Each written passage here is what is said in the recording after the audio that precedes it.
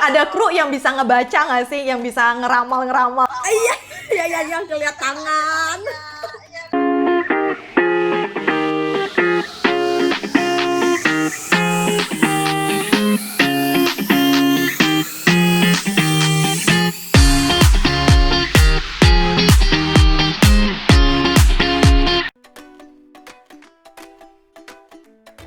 Hai guys, balik lagi di YouTube channel aku. Hari ini aku bakalan ngobrol-ngobrol barengan sama Ferawati. Nah, untuk video kali ini kita bakalan cerita-cerita sebetulnya apa aja sih yang kita sering lakuin gitu loh kalau misalnya lagi di Geli. Sebetulnya kita tuh udah cerita-cerita lumayan panjang tadi di videonya Vera, ada di YouTube channelnya dia. Jadi buat kalian yang belum nonton, kalian bisa nonton dulu di sana. Abis itu kalian lanjut ke sini ya. Iya, yang ngeliat tangan. Gitu, jadi kayak kita tanya-tanya, ya kan? Garis tangan lah, terus tulisan lah, terus kayak apa ya? Kayak dari cara kerjanya aja kadang kayak aku bisa ramal kamu tuh orangnya kayak gini-gini, kamu tuh orangnya kayak gitu-gitu gitu. Jadi kayak banyak orang jadi banyak curhat gitu ke dia. Ini aku pernah ya terbang sama satu kru. Dia itu cowok, terus dia bilang sama satu kru ini cewek gitu, dia bilang kayak gini, nanti kamu bakalan gendut, katanya gitu. Ya ampun, terus kru ini nangis dong. Astaga, sampai nangis. Tapi tersakiti sih, nanti kamu bakal gendut. Tapi percaya aja gitu kan, itu kan cuma omongan yang belum tentu bener. Lu percaya aja, aduh. Lucu. Aduh, tapi yang kru ini ya, dia terkenal kan nggak bisa ngeramal gitu. Makanya yang denger juga percaya banget gitu sampai nangis. Suka cerita masalah keuangan nggak? Keuangan ya, jarang sih. Tapi ada kru yang jualan asuransi. Lu bayangin dong. Dan itu perser lagi. Itu manajer awak kabin.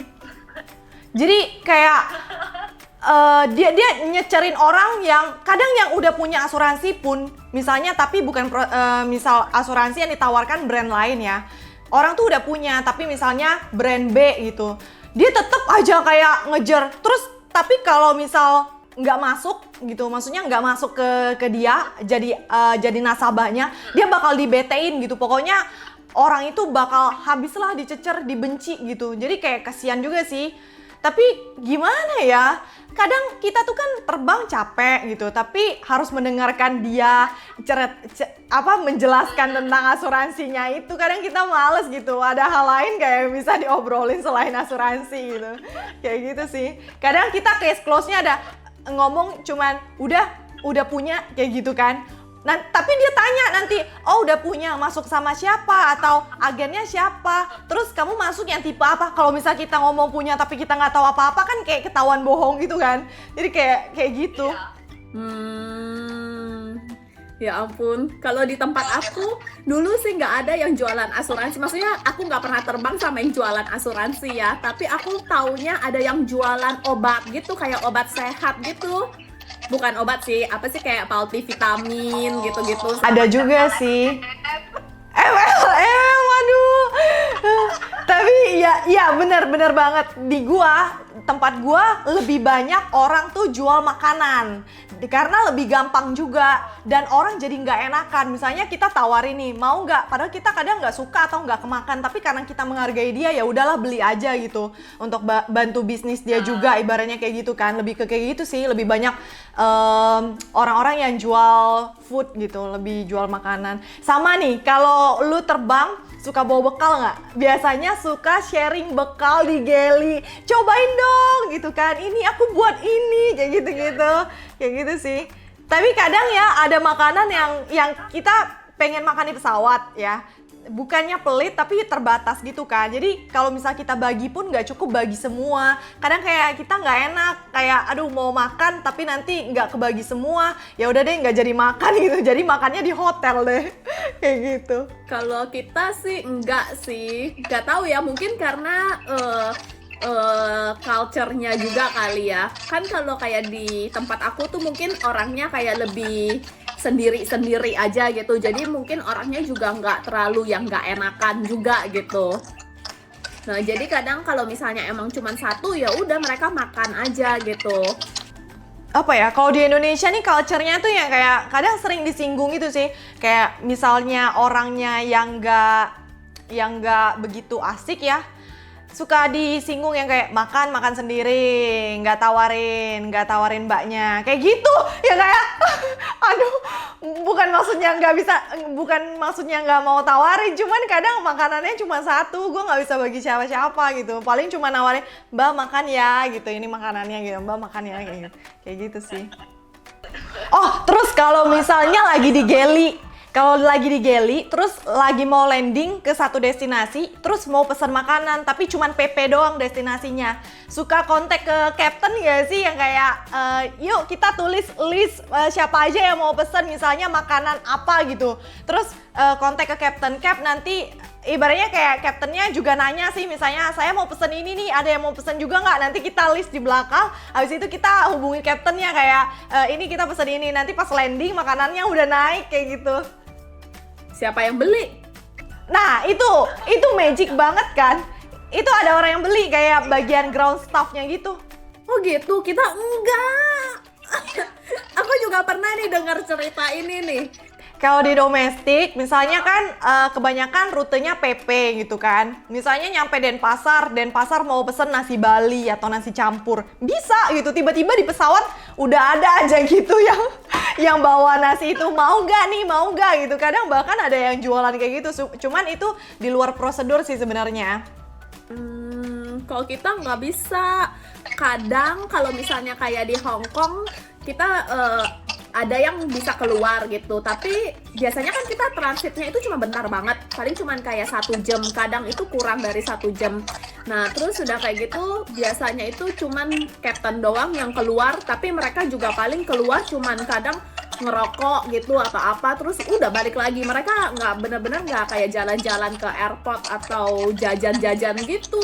Oh, ya. Kadang ya makanan itu muncul bukan dari airportnya tahu. Jadi kayak ada misalnya di Pangkal Pinang di daerah aku itu makanan khasnya tuh pempek misalnya gitu kan, atau kerupuk gitu. Terus kita mau pesen, kan di airport misalnya nggak ada jualan pempek yang paling nikmat di destinasi tersebut. Nanti misalnya ada pempek acuy gitu kan. Pempek acuy itu paling terkenal di Pangkal Pinang, tapi jualannya nggak di airport gitu. Terus bisa aja ada yang bantu beli gitu, orang daratnya gitu, terus bawain ke pesawat gitu. Asik banget. Iya, terus bahkan ya ada satu orang ground staff, dia terkenal banget suka bagi-bagi makanan untuk kayak ke captain, ke krunya, terutama ke captain sih, karena dia ya lebih suka dengan bagian kokpit, ibaratnya kayak gitulah ya. Jadi kayak ngasih makanan gitu. Jadi tiap kali kita ke rute itu, wah seneng banget bakal dikasih sama orang itu makanan gitu. Bukan mengharapkan, tapi kayak apa ya, kayak seneng ke satu destinasi tuh banyak temennya gitu, terus kayak banyak makanan jadinya. Asik ya ampun, aku baru pernah denger sih, misalnya yang kayak ternyata ada yang beliin di bawah. Aku pikir selama ini yang dari airport doang makanannya. Karena biasanya ground staff misalnya kayak bagian apa ya, yang suka ngomong ke kokpit langsung itu loh, yang ngatur-ngatur itu, orang rem ya. Ya, orang remnya itu yang misalnya udah tahu kan flight pesawat mau landing ke sini jam segini gitu. Jadi kayak dia udah siap-siap beli itu dari sebelum kita berangkat bahkan. Kayak gitu. Lucu sih, tapi jadi nyobain semua makanan. Jadi kalian udah pesan-pesannya itu sebelumnya?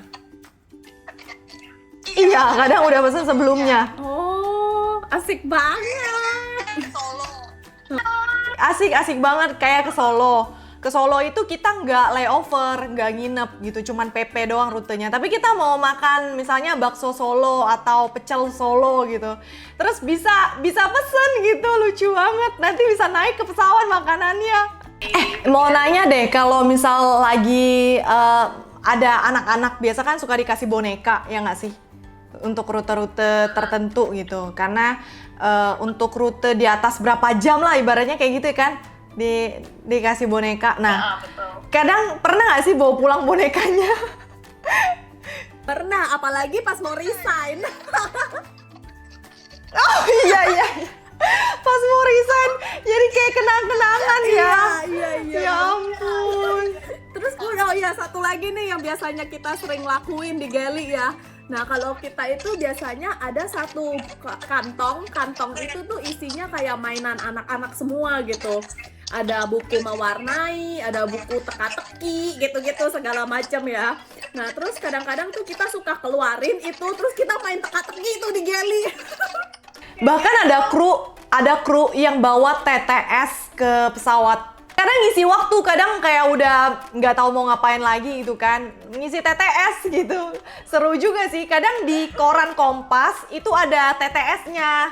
Jadi kadang udah misalnya tolong dong ambilin koran, ya udah kita ambilin koran gitu kan. Udah isi TTS gitu. Aduh kocak banget. Tapi kalau di sana boleh nggak sih kru baca majalah atau baca koran ketika waktu senggang? Di dalam Geli sih boleh selama nggak di luar gitu. Maksudnya kan Geli maksudnya yang ada ketutup kordennya gitu. Jadi kalau nggak dilihat penumpang sih nggak apa-apa. Aku nggak tahu sih kalau ini sebetulnya agak abu-abu kayaknya. Soalnya aku pernah kayak ditegor gitu karena aku kayak baca koran gitu kan. Tapi udah nggak ada aktivitas apa-apa lagi. Cuma nunggu 2 jam lagi untuk landing gitu. Cek penumpang cek gitu. Cuman ya sembari nunggu untuk ngecek lagi itu kayak baca-baca koran terus kayak kena tegur gitu. Kamu emang boleh baca koran? Hah? Gue kayak diam aja gitu kayak maaf ya mas misalnya kayak gitu. Terus iya nggak boleh, ini kan ibaratnya jam kerja, dia bilang kayak gitu. Kerja orang ya kerja gitu, bukan ininya. Ya udah gue ikutin sih gitu. Cuman gue nggak menemukan prosedur kayak nggak boleh baca apa gitu. Iya sama. Kayaknya kita juga nggak ada deh di peraturan. Terus mau nanya, kalau misal udah mau recurrent atau mau apa ya mau belajar lagi di kelas gitu tiap tahunnya, baca manual book nggak sih di Geli? Kalau gue baca loh, karena kadang nggak sempet untuk, kadang mau tes gitu kan, mau tes di pesawat gitu, misalnya udah keluar schedule bakal dicek gitu. Jadi kayak pelajarinnya tuh ketika di pesawat gitu, buka-buka manual terus kayak dibilang rajin banget sih belajarnya, buka bukunya buku manual yang tebel gitu. Oh, enggak sih, kita enggak. Lu enggak ya? Enggak, soalnya kita manual yang itu tuh kita dipinjemin doang. Maksudnya yang safety ya. Kita dipinjemin doang terus harus balikin ke mereka. Terus kita dikasih e-copy gitu. Oh iya, kita juga cuman di pesawat ada kan manual, Ada manual pesawat booknya. ada. Iya. Oh, tapi kita itu keluarin manual booknya, kita buka gitu. ya ampun, itu saya emang rajin banget. Iya, niat banget kan? Iya, sampai segitunya. Oh alah, kalian emang nggak punya kisi-kisi? Ada nggak sih kisi-kisi? Ada kisi-kisi. Kalian juga ya? Ada kisi-kisinya. Jadi aku belajarnya dari kisi-kisi aja. Kalau dari buku itu mah aduh. Banyak banget ya. Aku dari kisi-kisi itu kadang aku buka lagi di manual booknya gitu. Ya ampun Vera, rajin banget. Kalau kita ya di tempat kita tuh kadang suka bikin minuman-minuman aneh gitu. Kalau lagi di Geli nggak ada kerjaan. Minuman aneh. Kita suka bikin ini coba ini, gue abis bikin ini Milo dinosaur katanya. Milo dinosaur. Eksperimen ya. Iya eksperimen, terus ya gitu bilang nih cobain, gue abis bikin ini nih mocktail katanya, pakai apaan, terus ya gitu ada deh pokoknya lu cobain dulu. enak gitu. Terus nanti dibawa ke Geli sedepan, ke Geli belakang gitu, dibagi-bagiin. Oh, dibagi-bagiin ya. Kocak sih. Kalau di tempat aku itu kadang roti itu dijadiin bagelan, tau nggak bagelan? Yang keras, roti dikerasin, roti panggang gitu. Iya, jadi misalnya kayak roti-roti penumpang gitu kan, atau bahkan roti kru nggak kemakan itu. Jadi kayak kita belah tengahnya, kita taruh mentega, taruh gula, taruh oven, terus panasinnya tuh lebih ke kering. Jadi kayak dry-nya itu lebih ini. Terus dia nanti bakal crack gitu, jadi kayak crackers gitu. Terus kerjanya kayak gitu, terus tawarin buatnya banyak kan, mbak mau nggak, terus kayak kita kayak nggak enak kan, kadang nggak menghargai yang mau buat gitu, ya boleh satu gitu, kadang nggak usah mbak makasih gitu, aduh ada aja sih. Tapi kalau untuk bikin racikan minuman nggak pernah sih. Paling cuman kayak Indomie, misalnya ada chef on board, terus ada yang bawa Indomie gitu atau pop mie gitu. Tapi orang lebih interest ke Indomie sih ya. Karena pop mie kan kita seduh sendiri gitu kan, makan sendiri. Tapi kalau Indomie tuh kayak bisa bagi-bagi nih, coba ini Indominya ditaruh ini gitu, kayak gitu sih. Ya, terus aku mau tanya ya, kan kita ngomong-ngomong tentang snacks ya yang tadi ditaruh di atas geli. Nih, kan jadi biasanya ya, kamu pernah nggak kalau misalnya kamu taruh makanan kamu yang bentuknya kayak snacks juga, misalnya kamu nih beli nih atau bawa dari rumah, kayak bawa ciki lah misalnya gitu, kamu taruh di atas geli gitu, terus diambil sama penumpang karena dia pikir itu snacksnya. Oh iya, gila, nggak pernah sih. Nggak pernah.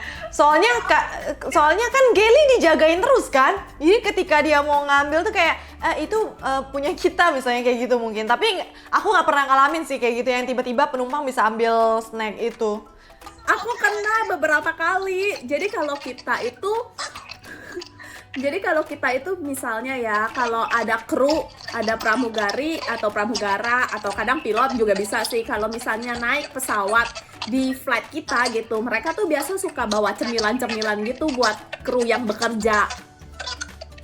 Itu kayak tradisinya gitu. Jadi misalnya bawa coklat lah, atau bawa biskuit gitu, atau apapun itulah gitu yang biasanya bisa dibagi-bagi di geli. Nah, terus kan kadang kita kan bagi-bagi dong di geli kan, mau nggak nih, terus pasti kan kalau udah kayak gitu ada aja yang bercecer gitu, misalnya orang ini ambil, terus udah ambil taruhnya di mana atau apa gitu ya kan, nanti penumpang ambilin.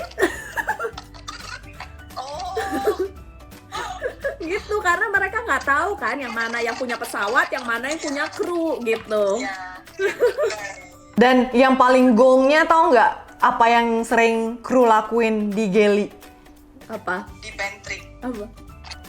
Gosipin penumpang yang ada yang rese, ya nggak sih?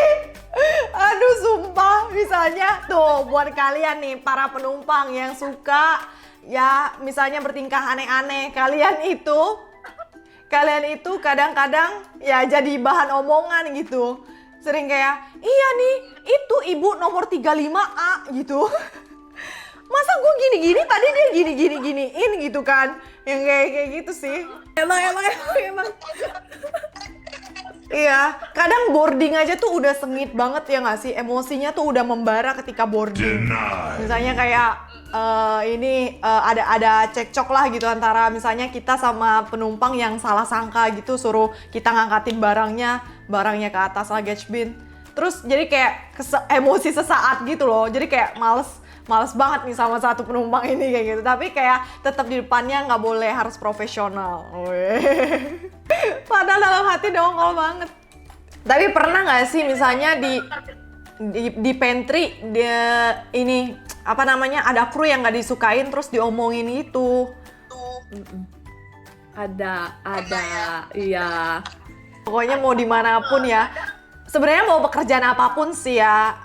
Kalau misal ada orang yang sifatnya aneh aja gitu, jadi bahan omongan gitu. Mau ada orangnya, nggak ada orangnya ya.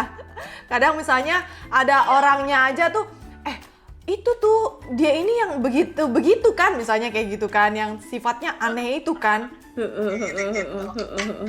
Iya betul. Terus pas dia datang langsung diem. Pernah nggak ketahuan kayak lagi ngomongin ternyata ada persernya di belakang? Atau lagi ada orangnya di belakang, nggak pernah kan? Pasti udah kodean dari jauh kan? Jadi kayak satu orang tuh duduknya tuh kayak udah di deket aisle gitu duduknya, jadi kayak ada perser gitu. Udah langsung ganti topik. Oke guys, tadi itu dia cerita dari kita. Sebetulnya mirip banget ternyata ya kelakuan-kelakuan pramugari di dalam Geli. Banget. Mulai dari sama aja sebetulnya, mulai dari kita ngecek cemilan sampai kita ngegosipin tentang segala macam kehidupan sampai ramalan untuk nggak ramalan cuaca yang kita omongin. Serem kalau ramalan cuaca. Kalau ramalan cuaca captain kali omongannya. Iya, bener. Nah, tadi itu kita udah selesai cerita-ceritanya. Nah, video ini Ini bisa bikin kalian juga lebih tahu sebetulnya kita tuh ngapain aja sih gitu kalau misalnya lagi di Geli gitu, supaya kalian tuh nggak kepo-kepo, ngintip-ngintip gitu, buka-buka konten. Nah,